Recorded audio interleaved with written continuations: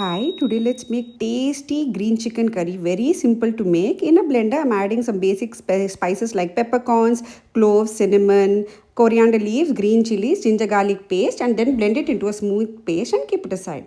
Now, in a pot, I've added in oil. Now, I've added in chopped onions and fry it really very well till the raw smell goes and it turns slightly brown. Here, mixing and roasting of every ingredient is very important. Now, the onions have turned slightly brown. I've added in chopped tomatoes. Now, the tomatoes also needs to cook really very well. It turns to be mushy. Till then, you need to keep frying.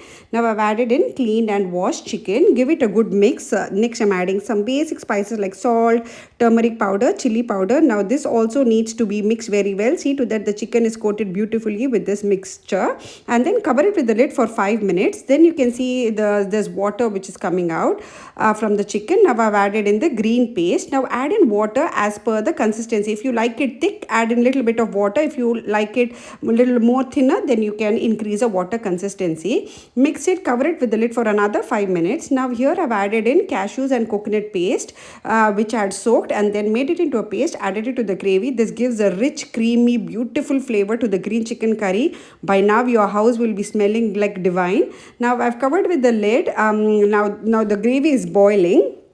When you see a boil, add in some garam masala powder, and the gravy needs to boil really very well. That is when the gravy thickens. Finally, garnish it with some fresh coriander leaves, and your tasty green chicken curry is ready to serve with some hot rice, naan, chapati, and roti. Don't forget to like, share, and subscribe.